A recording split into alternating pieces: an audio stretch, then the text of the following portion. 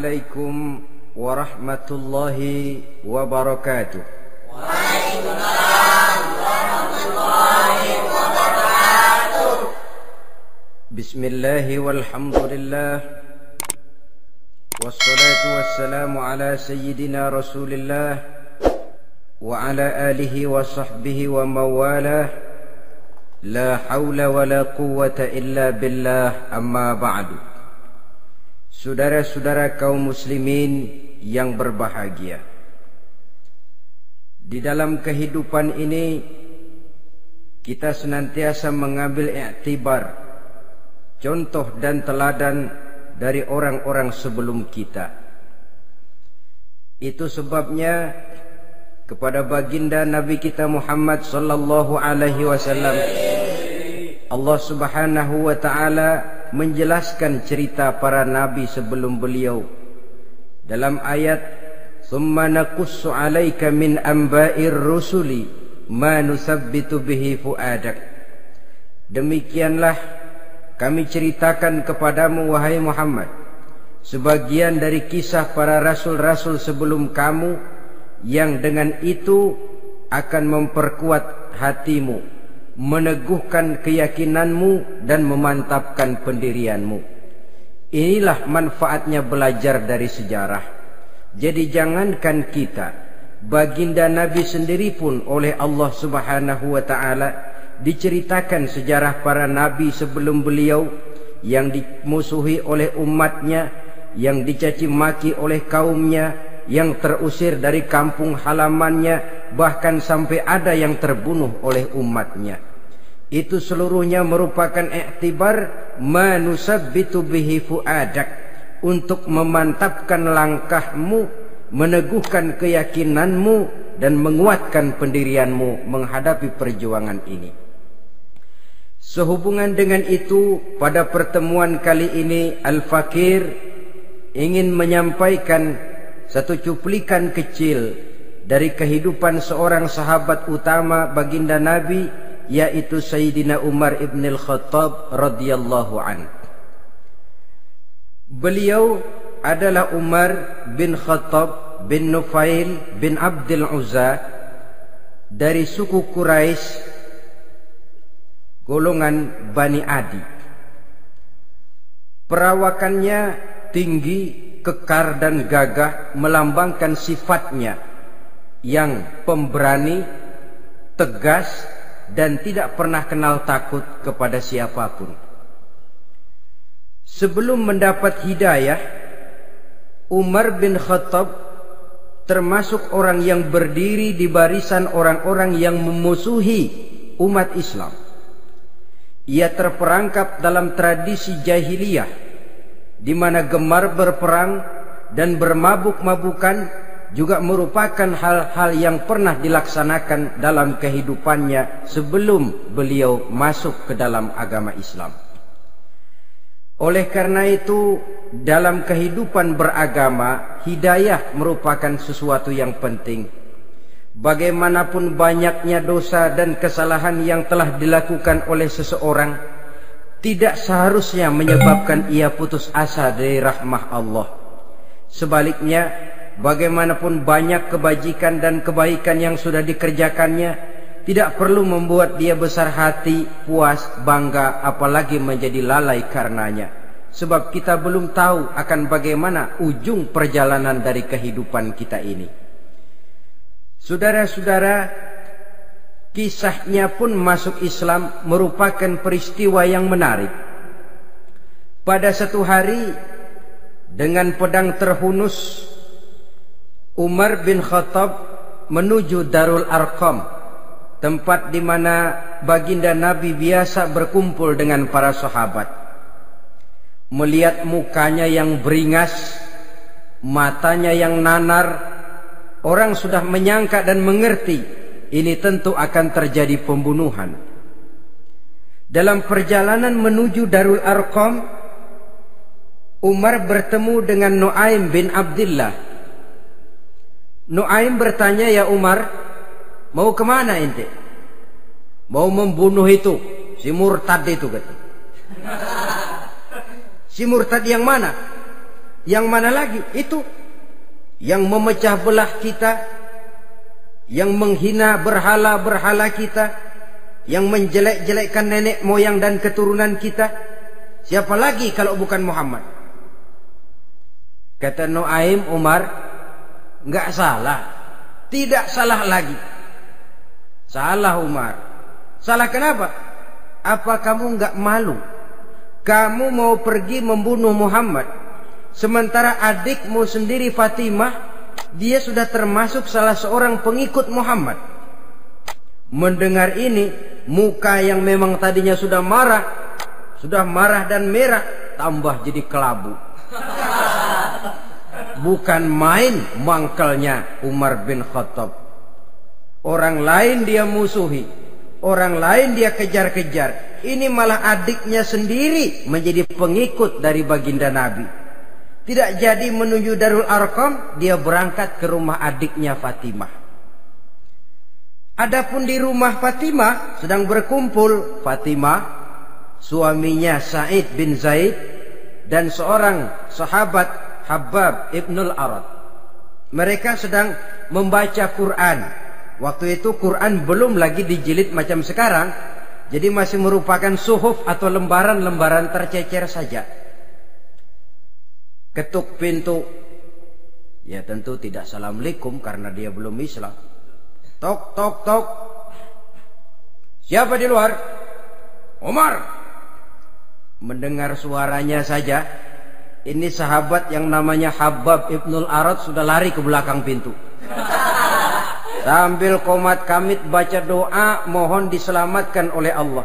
Adapun Fatimah yang sedang memegang suhuf, lembaran tulisan Quran itu, menyembunyikan suhuf itu di belakang bajunya. Umar masuk.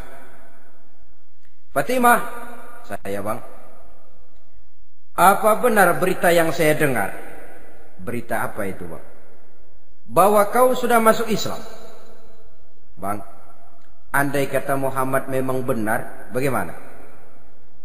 Sudahlah, jangan belit-belit. Jawab saja, kau masuk Islam benar atau tidak? Ya. Saudara hadirin, begitu dikatakan iya, tangannya langsung melayang, menampar muka adiknya ini, sehingga mengalir darah dari hidungnya. Suaminya Sa'id bin Zaid yang mencoba melindungi istrinya, dipegang lehernya, dibanting, diduduki dadanya. Oh ini jawara ini.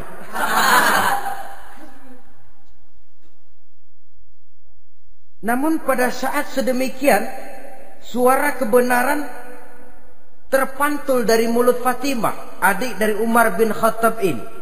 Umar, apakah engkau memukul orang yang bersaksi bahwa tidak ada Tuhan melainkan Allah dan Muhammad Rasulullah? Apakah engkau menganiaya seseorang yang terpanggil untuk mengikuti kebenaran? Manusia macam apa engkau, Umar? Saudara, memang dia orang keras, tapi hatinya mudah menerima kebenaran. Sehingga mendengar kalimat adiknya ini tercenung dia sejenak, melongo, bengong kata anak sekarang. Ini kalau tidak karena keyakinan yang mantap, tidak mungkin orang ini, anak adik saya ini bicara macam begini. Umar, mengapa engkau memukul orang yang bersaksi bahwa tidak ada Tuhan melainkan Allah dan Muhammad Rasulullah? Mengapa engkau pukul orang yang mengikuti kebenaran, menerima hidayah dari Allah? Begitu yakin dan mantapnya, walaupun di tengah satu hal yang sangat menakutkan. Siapa yang tidak takut orang Quraisy berhadapan dengan Umar bin Khattab yang dikenal sebagai singa padang pasir pada waktu itu? Malahan dia termasuk salah seorang jagoan di tradisi masyarakat jahiliyah itu. Ada satu pasar yang namanya pasar Ukaz. Tiap tahun di pasar itu diadakan pesta. Pertama pertandingan syair. Jadi penyair waktu itu jadi kebanggaan. Syair-syair yang menang itu digantung di dinding Ka'bah. Jadi setiap suku akan bangga kalau mempunyai ahli syair yang hebat. Nah, lalu diadakan juga lah perlombaan balap kuda, memanah, termasuk gulat. Lah Umar ini tiap kali pertarungan mesti menang. Belum pernah ada yang berhasil mengalahkan dia. Jawara. Saudara-saudara, mendengar adiknya begitu mantap hatinya, apalagi ketika adiknya berkata begitu, suhuf, lembaran yang disembunyikan di belakang bajunya tersembul. Apa yang kau sembunyikan di balik bajumu itu? Suhuf. Apa suhuf itu? Lembaran Al-Quran. Coba saya lihat. Enggak boleh. Kenapa? Kamu kotor. Orang kotor tidak boleh megang Quran. Saya mau lihat. Enggak boleh. Kalau kamu mau lihat, mandi dulu. Diturutinya permintaan adiknya itu. Lalu diambilnya suhuf tadi. Dia baca.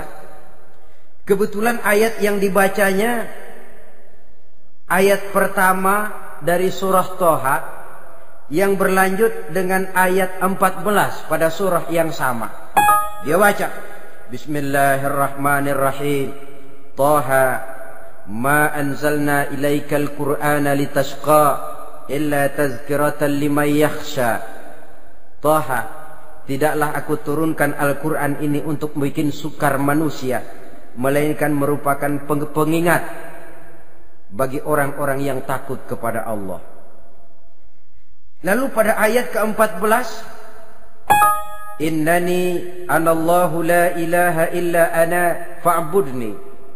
Sesungguhnya akulah Allah, tidak ada Tuhan melainkan aku, maka hendaknya hanya kepadakulah kamu menyembah. Wa aqimis sholata li dzikri, dirikanlah salat untuk mengingat aku. Innas sa'ata atiyatun akadu ukhfiha litujza kullu nafsin ma tas'a. Sesungguhnya kiamat itu pasti akan datang, yang sengaja waktunya kami tidak beritahukan kepada kamu semua, untuk kami balas segala setiap orang tentang apa saja yang telah mereka lakukan dalam kehidupan di dunia ini. Setelah membaca ayat ini, gemetar tangannya. Ini sih nggak main-main ini. Ini belum pernah saya baca ajaran semacam ini. Tidak patut orang yang mempunyai kitab suci semacam ini dimusuhi. Ini sesuatu yang benar, tergetar jiwanya. Fatimah, Muhammad di mana Muhammad? Saya tidak akan memberitahu kepada kamu. Di mana? Saya tidak akan memberitahu. Lebih baik kau bunuh saya kalau memang maksudmu mau mencelakakan Muhammad. Sama sekali saya tidak akan mencelakakan dia, Fatimah. Kasih tahu saja, di mana dia? Darul Arqam. Bergegas dia menuju Darul Arqam. Di dalam Nabi memang sedang kumpul dengan para sahabat. Termasuk ada Sayyidina Hamzah yang juga terkenal jawara juga. Ketuk pintu. Ketuk pintu. Siapa di luar? Umar. Di dalam ini geger sebagian sahabat. Umar datang ini pasti bencana. Umar datang, wah, kalau istilah kampung, kerok dan urusan.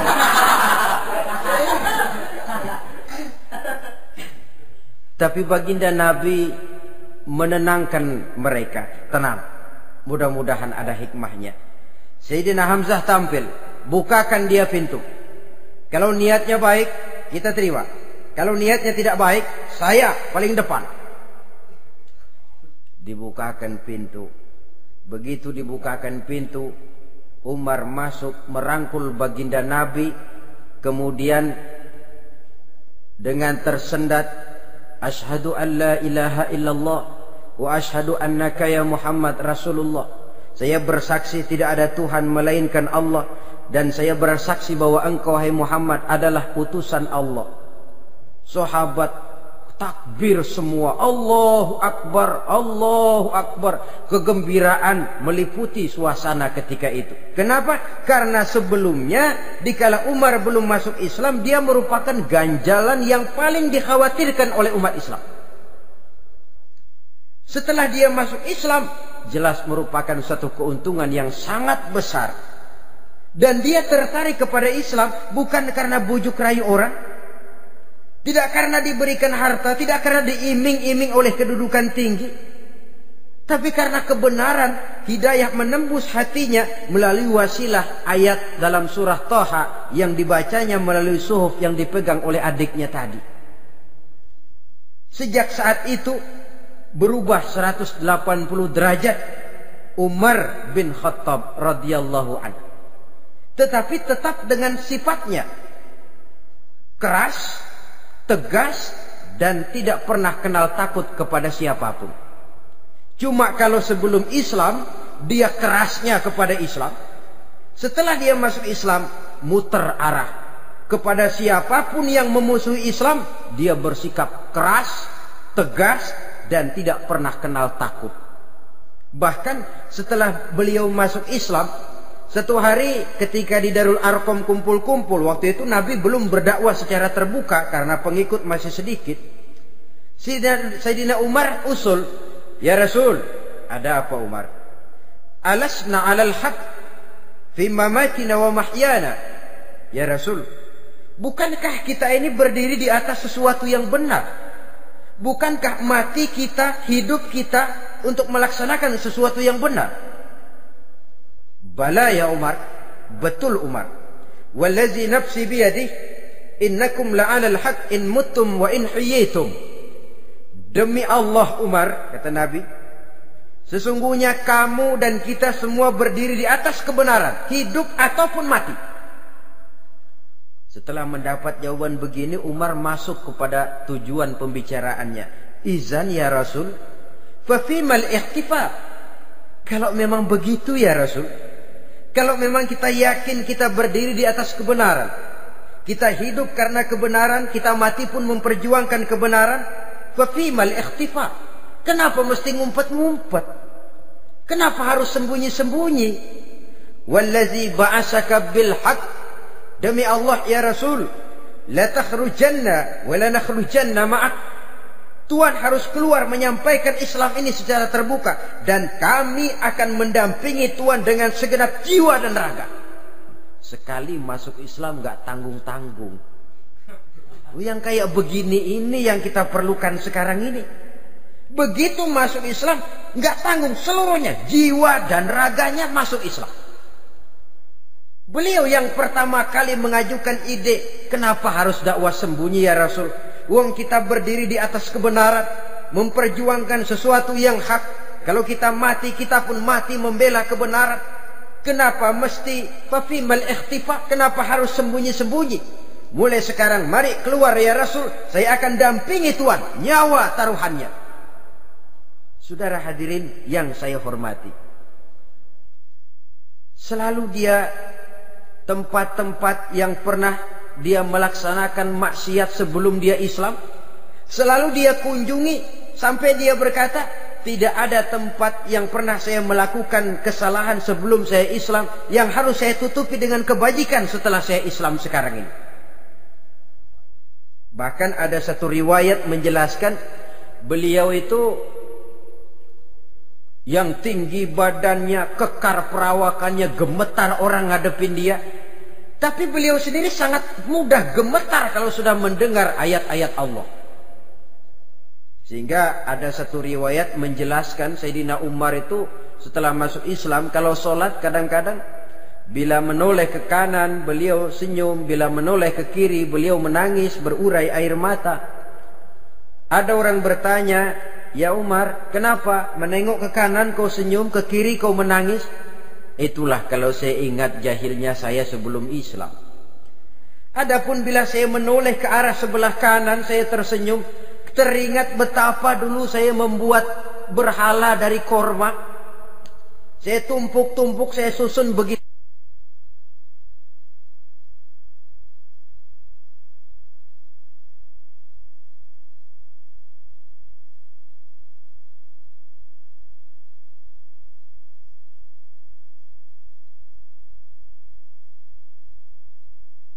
Itu rupa.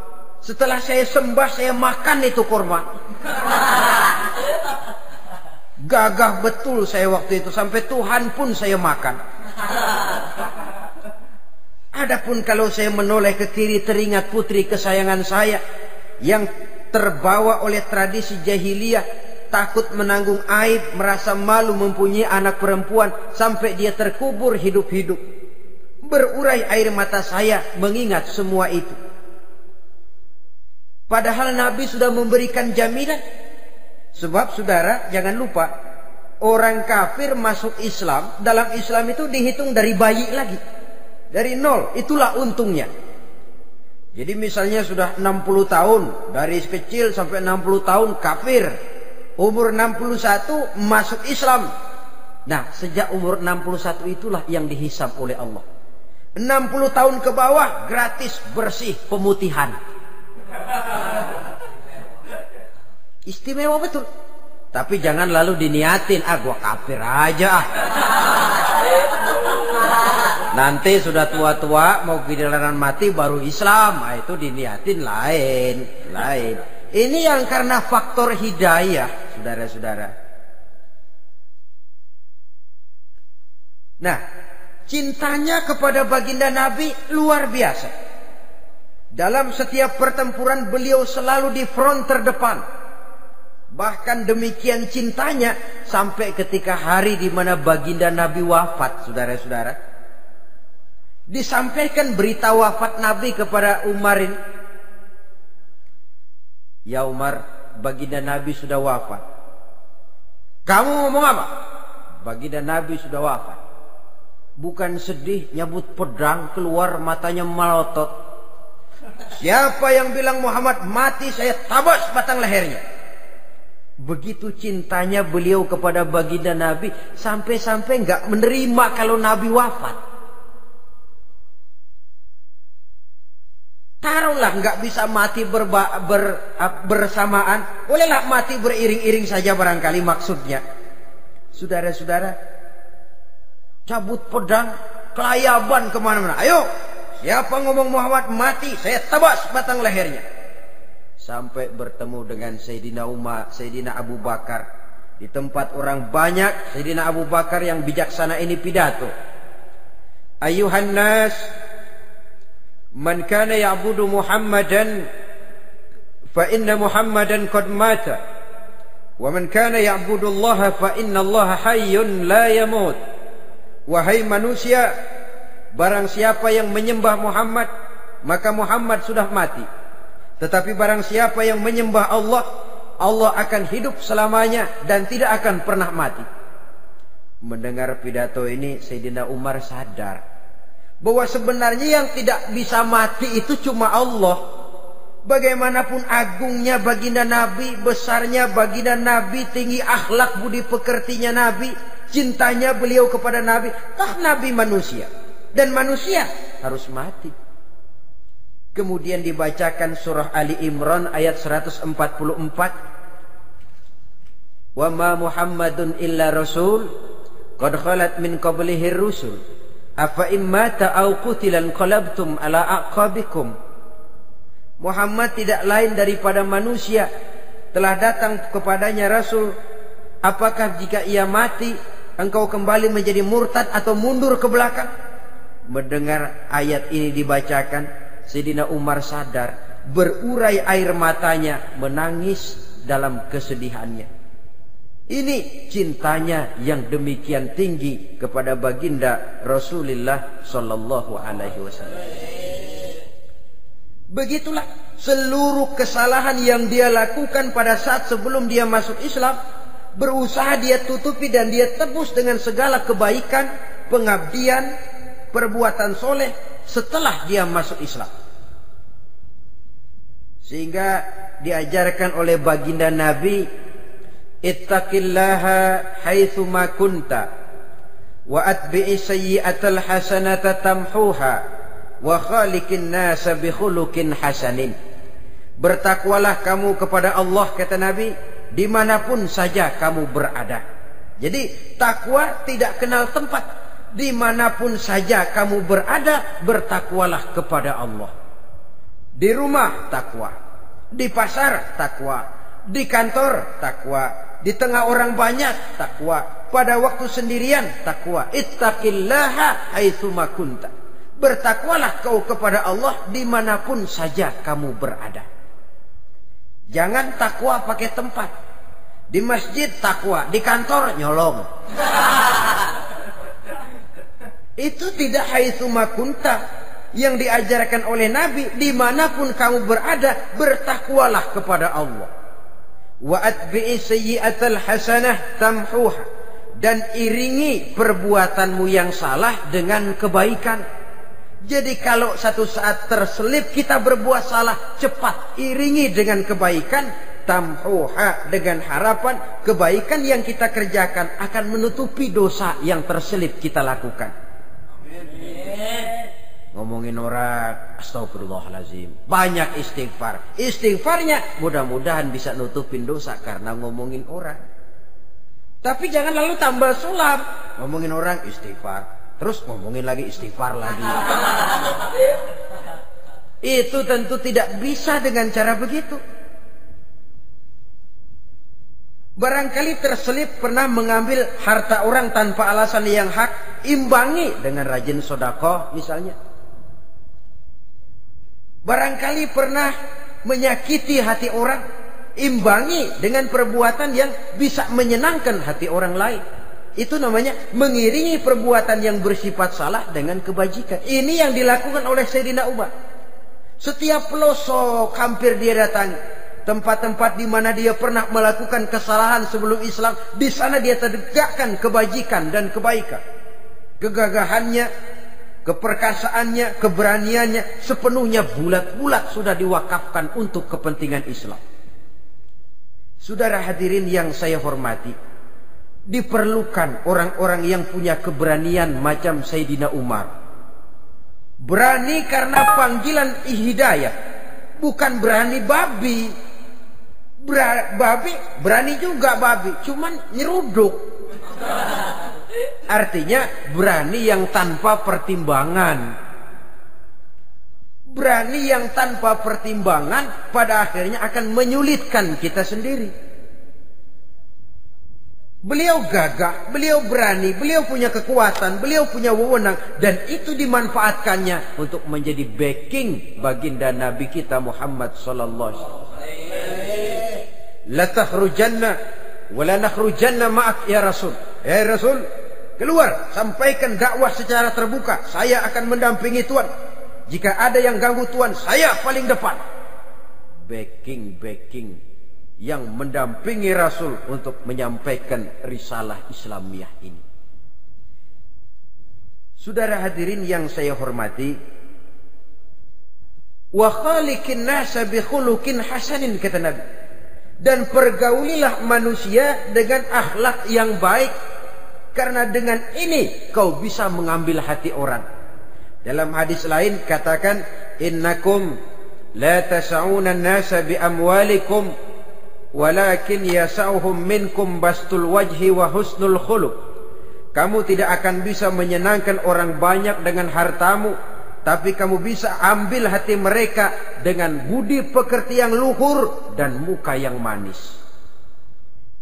Dengan harta belum tentu kita bisa menyenangkan semua orang, tapi budi pekerti yang luhur, muka yang manis, itu yang akan bisa membuat kau menyenangkan orang banyak.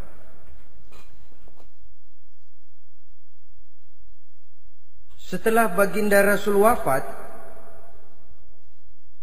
pernah ketika berkumpul, Sayyidina Abu Bakar berkata kepada Sayyidina Umar, "Ya Umar, saya baiat kamu untuk menjadi khalifah." Jawab beliau, "Sayalah yang akan membaiat Tuan. Tapi Anda lebih utama dari saya Umar. Keutamaan saya akan saya berikan kepada Tuan untuk mendukung kekhalifahan Tuan." Di sini kelihatan wataknya yang tidak ambisius. Gagah, berani, perkasa, tapi tahu diri. Enggak nyelonong. Tidak menggunakan kekuasaannya, kegagahannya untuk maksud yang sewenang-wenang.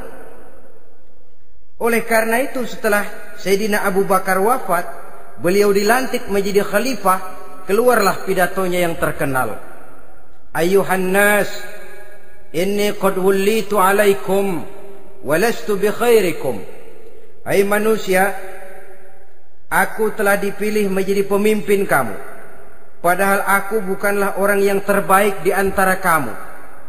Kalau tidaklah karena aku melihat keutamaan, keteguhan yang dapat melindungi kalian, berat rasanya aku memikul amanah ini. Sebab apa? Alangkah beratnya menunggu datangnya perhitungan di akhirat nanti terhadap Umar. Ini yang jadi motifnya memegang jabatan khalifah. Sungguh berat bagi Umar menunggu datangnya saat perhitungan. Sehingga seolah-olah kalau bisalah jadi Umar bin Khattab saja, jangan jadi khalifah kalau bisa. Tapi moya umat sudah kadang memilih. Sehingga benar kalau dalam satu hadis Nabi pernah mengajarkan jangan memberikan satu jabatan kepada orang yang memintanya. Sebab orang kalau sudah minta jabatan, apalagi pakai jilat-jilat, pakai upeti-upeti, tentu ada tendensinya. Ada batu di balik udang. Kalau udang di balik batu kan mungkin nggak kelihatan, tapi kalau batu di balik udang kelihatan betul itu. Ada maunya, ambisinya. Jangan memberikan satu jabatan kepada orang yang memintanya. Seakan di batinnya Sayyidina Umar menyesali. Kenapa Umar nggak jadi Umar saja, kok mau jadi khalifah gitu. Alangkah berat perhitungan buat saya di akhirat nanti. Nah, setelah jadi khalifah, sebagai satu i'tibar, saya akan mencoba mengemukakan beberapa sifatnya yang menonjol untuk pelajaran buat kita semua. Pertama, sikapnya terhadap keluarganya setelah beliau menjadi khalifah. Kedudukan sebagai keluarga Umar bin Khattab bukan merupakan kedudukan istimewa. Itu ditanamkan betul kepada keluarganya. Jangan karena bapakmu khalifah, lalu mentang-mentang anak khalifah kau merasa dapat fasilitas, merasa bisa berbuat semau-maumu. Kau harus punya tanggung jawab dan beban moral, memberikan contoh yang lebih baik kepada rakyat. Ini yang ditekankan kepada keluarganya. Kalau beliau mau mengeluarkan undang-undang, undang-undang itu lebih dahulu dibicarakan di tengah keluarganya, kumpul anak-anaknya. Ini akan ada undang-undang begini. Siapa di antara kalian mau mentaati, persilakan. Yang tidak pun persilakan. Tapi saya ingatkan, kalau ada dari keluarga Umar yang melanggar peraturan yang saya keluarkan ini, saya akan menghukumnya 2 kali lipat karena dia keluarga saya. Menghukumnya 2 kali lipat karena dia keluarga saya. Jadi bukan mentang-mentang anak babe lalu kebal hukum. Tidak. Siapa yang di antara kalian melanggar peraturan ini, akan aku kenakan hukuman 2 kali lipat karena dia keluargaku. Nah, saudara hadirin yang saya hormati, lalu berwibawa, dijaga betul keluarganya. Suatu hari beliau datang ke rumah putranya Abdullah bin Umar. Ketika masuk dilihatnya Abdullah bin Umar sedang makan daging. Makan daging. Merah muka Umar. Mentang-mentang anak khalifah ya. Mentang-mentang anak Amirul Mukminin ya, kamu makan daging. Lihat tuh rakyat kita masih banyak yang kelaparan, makan daging, makan roti keras. Padahal itu halal. Sesuatu yang diperoleh dengan usahanya sendiri. Tetapi begitu hati-hatinya Umar untuk menjaga pandangan orang. Keluarga khalifah merupakan beban moral sebab akan dijadikan contoh oleh rakyatnya. Mentang-mentang anak khalifah ya makan daging. Lihat tuh rakyat, roti keras digarotin. Lain saat beliau pergi ke satu pasar. Di situ dilihat ada sapi gemuk-gemuk. Tempat lain sapinya kurus-kurus. Tanya, ini yang gemuk-gemuk sapi siapa? Sapi Abdullah bin Umar. Sapi anaknya. Panggil Abdullah bin Umar, suruh sini. Datang anaknya. Abdullah bin Umar, bagaimana ceritanya sampai ini? Begini, Bapak. Dahulu itu dengan uang saya beli sapi kurus-kurus. Lalu saya rawat. Saya berikan upah orang untuk merawat sapi-sapi itu. Sampai sekarang dia menjadi gemuk. Akan saya jual dan keuntungannya tentu sesuatu yang halal. Subhanallah, kata Umar. Kau ini anak Amirul Mukminin. Jual sapimu. Ambil modalnya, untungnya, masukkan Baitul Mal untuk urus kepentingan orang Islam. Dia nggak mau anaknya terlibat bisnis, ndompleng kekuasaan ayahnya. Karena mentang-mentang anak khalifah lalu segala macam bisnis lancar. Orang takut karena apa? Anak babe. Ada lagi. Pada waktu pembagian harta ghanimah, putri beliau yang namanya Hafsah, ini adalah istri baginda Nabi, meminta bagian. Kaum kerabat ayah, ini kerabat khalifah, kitalah dulu kerabat. Kalau kau kerabatku, maka jatahmu nanti dari ayahmu. Harta ini masih lebih banyak dibutuhkan oleh orang-orang Islam. Nanti belakangan kalau ada sisanya. Belakangan kalau ada sisanya. La haula wala quwata illa billah.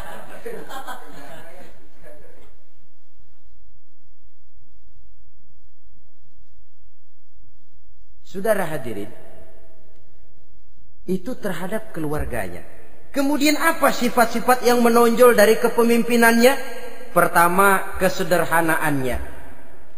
Beliaulah satu-satunya khalifah, Amirul Mukminin, setingkat presiden kalau sekarang, yang punya jubah cuma 2 dan 1 pun punya anaknya. Tambelan lagi. Pernah sholat Jumat terlambat. Beliau naik mimbar untuk khutbah, sebelumnya minta maaf dulu. Saudara-saudara, maaf saya terlambat nungguin baju kering.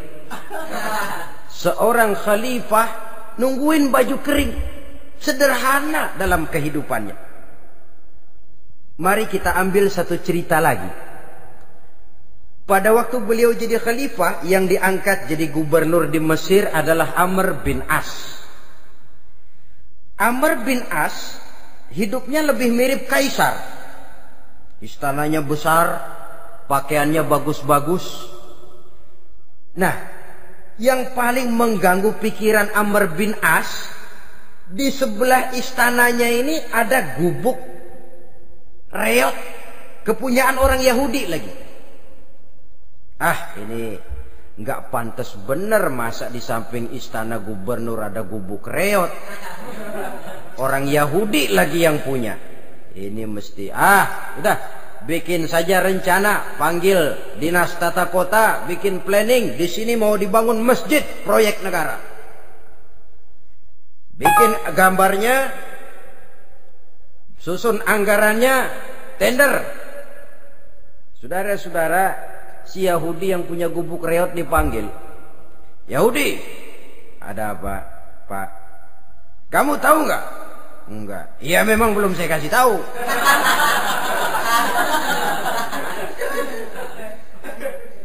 Ada apa, Pak? Itu kamu punya gubuk. Tahu? Kena proyek. Proyek apa, Pak? Kami mau bangun masjid besar di situ. Dan tidak sesuai ada gubuk reot di samping tempat gubernur. Jadi maksud Bapak, gubukmu, tanah-tanahnya mau saya bebaskan. Saya beli. Enggak mau, Pak. Saya enggak mau jual. Saya bayar 2 kali lipat. Enggak mau. 3 kali lipat. 6 kali lipat juga enggak mau, Pak.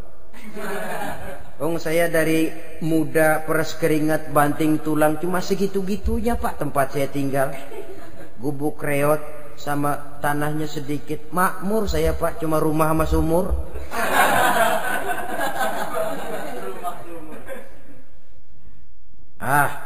Ini Yahudi kelewatan juga.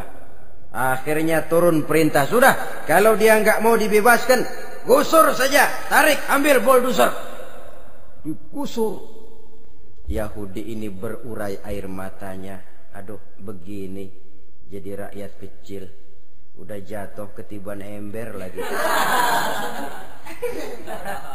Tapi pikir-pikir Amr bin As kan bukan yang paling atas. Dia kan cuma pejabat, masih ada atasannya lagi. Lapor lapor. Yahudi ini berangkat ke Madinah. Bayangkan dari Mesir ke Madinah. Jalan. Di sepanjang jalan dia berpikir. Pikir membanding-banding. Kalau gubernurnya saja istananya begitu mewah, apalagi khalifahnya.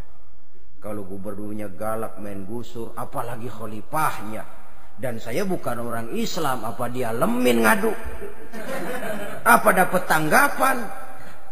Berangkat dia sambil harap-harap cemas. Sampai di pintu kota Madinah, dia temui orang lagi tidur di bawah pohon korma. Selamat siang Pak. Ada apa? Pak. Apa? Mau lapor. Lapor apa? Bapak tahu Khalifah Umar bin Khattab? Tahu? Istananya di mana Pak? Istananya di atas lumpur. Di atas lumpur. Di atas lumpur. Pengawalnya banyak Pak. Banyak. Siapa Pak? Yatim piatu, janda-janda tua, orang-orang miskin, orang-orang lemah. Itu pengawalnya. Pakaian kebesarannya apa sutra apa Pak? Pakaian kebesarannya malu dan takwa. Saya nggak ngerti Pak. Itulah Umar bin Khattab. Lalu orangnya sekarang di mana Pak? Di depan ente. Rupanya yang dia tanya itulah orangnya. Gemeter Yahudi ini, keringat bercucuran. Coba, istananya di atas lumpur. Sebab beliau berprinsip, bagaimana saya bisa menghayati nasib rakyat kalau saya tidak merasakan apa yang mereka rasakan? Bagaimana saya nggak bisa tahu sakitnya lapar kalau saya belum pernah kelaparan? Itu prinsipnya. Istananya di atas lumpur.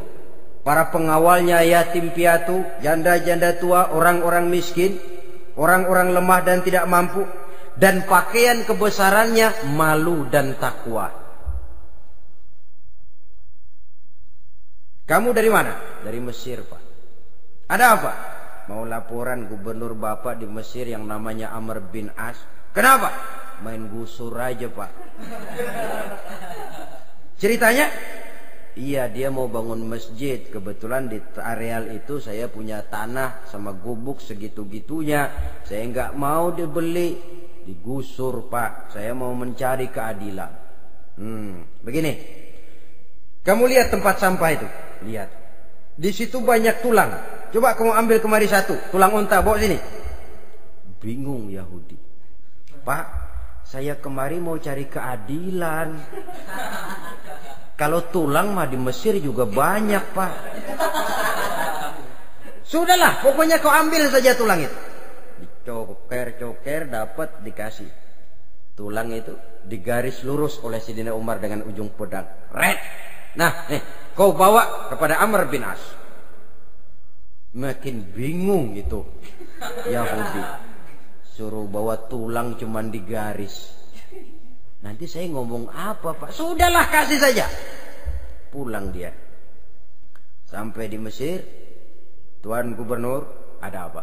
Saya baru menghadap khalifah. Kemudian beliau sampaikan ini, dikasih tulang. Amr bin As ngelihat tulang ada goresan lurus dengan ujung pedang, gemetar. Badannya keluar keringat dingin. Panggil kepala proyek. Proyek batal. Masjid nggak jadi didiriin. Itu gubuk Yahudi diriin lagi. Ini Yahudi makin bengong.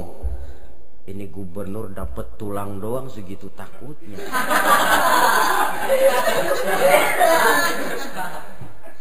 Ada apa sebenarnya Tuan Gubernur? Kamu tahu? Ini nasihat pahit buat saya dari Amirul Mukminin Umar bin Khattab. Seolah-olah beliau bilang, "Hai Amr bin As, jangan mentang-mentang sedang berkuasa ya. Pada suatu saat kau akan jadi tulang-tulang kayak begini. Maka mumpung kamu masih hidup dan berkuasa, berlaku lurus dan adillah kamu seperti lurusnya garis di atas tulang ini. Red. Lurus, adil, jangan bengkok.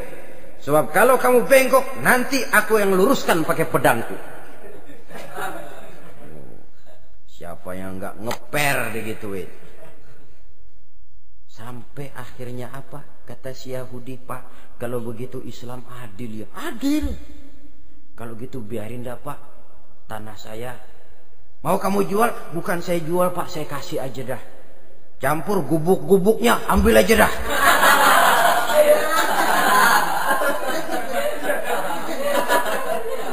Masuk Islam si Yahudi ini oleh karena keadilan dari Umar bin Khattab. Begitulah kesederhanaan hidupnya. Sampai saudara, yang ironi betul, pernah Utsman bin Affan, Ali bin Abi Thalib, Thalhah dan Zubair kumpul mendengar berita bahwa Sayyidina Umar ini punya hutang. Bayangkan, seorang khalifah untuk melangsungkan hidupnya sampai punya hutang. Padahal Baitul Mal di bawah kekuasaannya. Berunding Utsman, Ali, Thalhah, Zubair. Kalau kita langsung ngomong sama Umar nggak enak dong, dia nggak bakalan terima. Lewat putrinya aja, Hafsah. Baik. Hafsah ngomong sama Umar, Abah, kenapa? Bagaimana kalau honor Abah ditambah, ditingkatkan supaya hutang bisa ketutup? Hafsah, saya Abah. Siapa yang nyuruh kamu ngomong begitu? Enggak ada. Ada. Saya tahu ada ini. Kalau enggak ada kamu enggak mungkin ngomong begitu. Tapi orangnya kalau saya tuntut mereka mungkin enggak mau. Sekarang saya mau tanya Hafsah, kau kan istri Rasul, betul? Nah, saya mau tanya, suamimu makanannya apa? Daging? Bukan. Roti. Tempat tidurnya kasur empuk? Bukan. Kain kasar yang kalau musim panas kami bentangkan, kalau musim dingin separuh buat tidur, separuh buat selimut. Pakaian yang dibelikan untukmu berapa banyaknya? Cuma 2. Nah, itu guru saya, orang yang paling saya cintai, dan itu yang saya ikuti. Bahkan setelah beliau wafat, Sayyidina Umar ini hutangnya ditanggungkan kepada anaknya Abdullah bin Umar, dan itu pun dilunasi dengan menjual rumahnya, sehingga rumahnya itu disebut Darul Qadha, rumah bayar hutang. Begitu kesederhanaannya. Jadi nggak pakai aji mumpung jadi khalifah lalu kayak ikan gurita, tangan yang mana aja megang. Itu kan mental monyet. Monyet itu kan begitu, tangan megang kiri kanan, mulut ngawal, kaki megang, temennya dikasih masih ngerampas juga. Monyet rakus betul itu.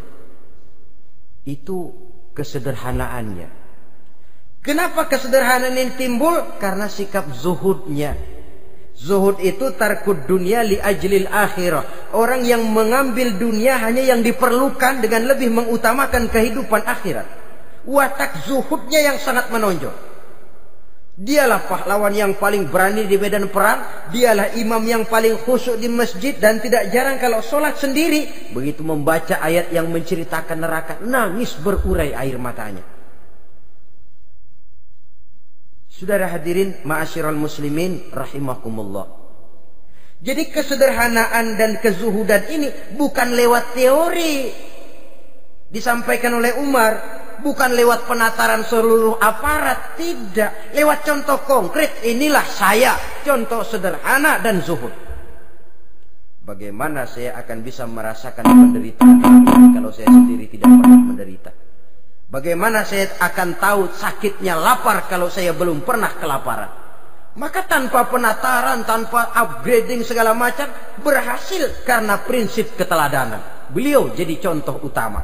Dan sumber utamanya tentu tidak lain karena contoh dari baginda Nabi besar Muhammad sallallahu alaihi wasallam.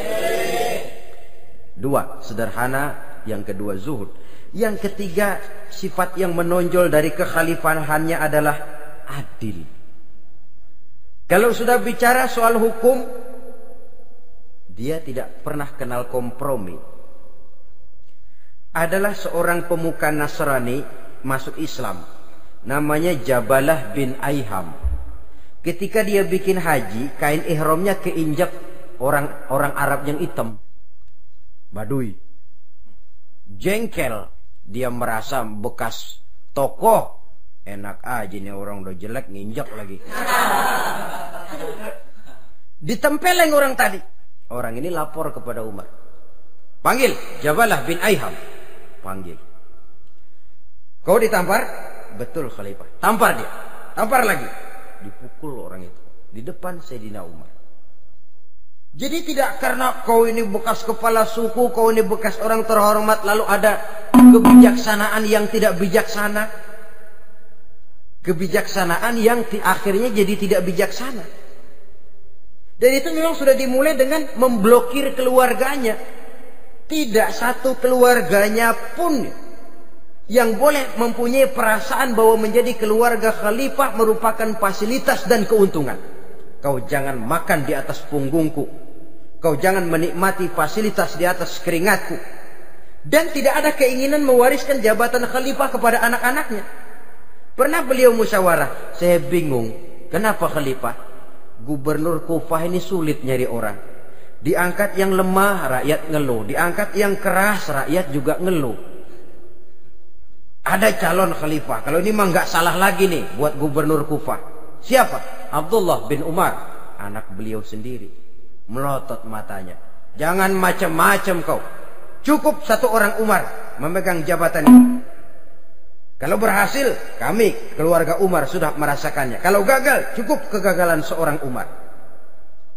Tidak berusaha mengorbitkan anaknya. Wah, anak babeh diangkat jadi jadi tidak, malah diblokir, cari yang lain. Tapi Abdullah bin Umar cukup syarat ya khalifah, dia orang bertakwa dan soleh. Yang takwa dan soleh bukan cuma anak Umar, anak orang lain juga banyak yang takwa dan soleh. Itu prinsipnya. Sehingga ketegasannya ini membuat orang jadi sungkan. Dan tidak seorang pun berani kirim-kirim upeti hadiah. Pernah itu ada pejabat dari Azerbaijan kirim makanan, kue, mending apa? Kue. Gitu dicicipi enak. Enak juga ya kue ini. Enak khalifah. Ini di sana apa makan rakyat biasa? Bukan, ini makanan orang-orang VIP. Nah, dibungkus lagi itu kue. Dibungkus. Ontamu mana? Di luar. Ambil, bawa pulang, serahkan lagi kepada gubernur di sana. Kasih tahu salam dari Umar bin Khattab. Kenyangkan dulu rakyat dengan makanan seperti ini. Kita belakangan. Jadi kalau rakyat lapar, saya orang pertama yang akan merasakan kelaparan. Tapi kalau rakyat makmur, biarlah saya menjadi orang terakhir yang kenyang. Kan bagus prinsip itu. Jikalau rakyat kelaparan, saya akan jadi orang pertama yang merasakan lapar. Tapi kalau rakyat makmur, biar saya jadi orang terakhir yang kenyang. Jangan dibalik. Pada saat rakyat kelaparan, dia kekenyangan. Dan selanjutnya, sikap keadilannya ini, saudara-saudara, menyebabkan hukum lalu jadi berwibawa. Pernah beliau jalan-jalan di lorong kota Madinah, di tempat yang namanya Harah bersama Aslam. Ada ibu-ibu, anaknya nangis, lapar ma, sabar dikit lagi matang katanya. Emang tuh ibu lagi ngerebus, bunyi air ngegulak, luguk. Umar lihati dari jauh, belum juga matang. Nih anak dari nangis, lapar, sampai capek nangis, sampai tidur. Anak tidur, Umar samperin, Bu. Yang masak apa sih kok nggak bisa mateng? Saya nggak masak apa-apa Tuhan. Itu pating kerubuk apa? Ketika dibuka ya cuma air saja. Subhanallah, ibu sudah ngebohongi anak ibu sendiri. Habis harus bagaimana Tuhan? Saya sudah nggak punya makanan untuk dimasak. Sementara perut nggak kenal kompromi. Jalan satu-satunya ya terpaksa anak saya bohongi. Saya bilang sebentar lagi matang, sampai dia tidur sekarang ini. Memangnya Khalifah Umar gimana sih ngurusi rakyatnya? Subhanallah, dia orang zalim. Dia yang memegang urusan kami, tapi dia nggak tahu nasib saya. Anak kelaparan, keluarga terlantar. Oh begitu. Iya, zalim betul Umar bin Khattab itu. Kalau begitu ibu tunggu sebentar. Dia pulang bersama Aslam menuju Baitul Mal. Dia ambil tepung 1 karung, dipikul sendiri. Dipikul sendiri. Kata Aslam, ya Khalifah, biar saya yang bawa. Jangan. Kenapa Khalifah? Apa kau kira kau sanggup mikul dosa saya di akhirat nanti? Biar saya yang mikul sendiri. Dia bawa ke tempat tuh ibu-ibu. Dia masakin sendiri. Nah bu, sudah matang, persilakan masak. Makan. Alhamdulillah Tuhan. Mudah-mudahan Allah memberkahi Tuhan. Tuhan lebih baik dari Umar bin Khattab yang zalim itu. Memang sebenarnya Tuhan siapa, kata tuh ibu? Saya. Iya, saya ya Umar bin Khattab yang ibu bilang zalim itu. Gemetar si ibu. Gemetar si ibu. Tapi memang peka dan menghargai kritik orang. Tidak membungkam setiap orang yang nadanya sumbang atau berbeda. Kadang beliau berkata, saya khawatir karena orang terlalu segan dengan saya, lalu nggak ada yang berani negor kalau saya salah. Kan begitu biasanya. Karena sudah terlalu segan, lalu semuanya orang mau diaminin saja. Asal dibilang nggak benar, marah, jengkel. Lalu disingkirin, maunya diiyain, inge kulonuwun. Oke bos. Beliau bilang, saya khawatir kalau tidak ada orang yang mau menegur kesalahan saya jika saya terlanjur nanti.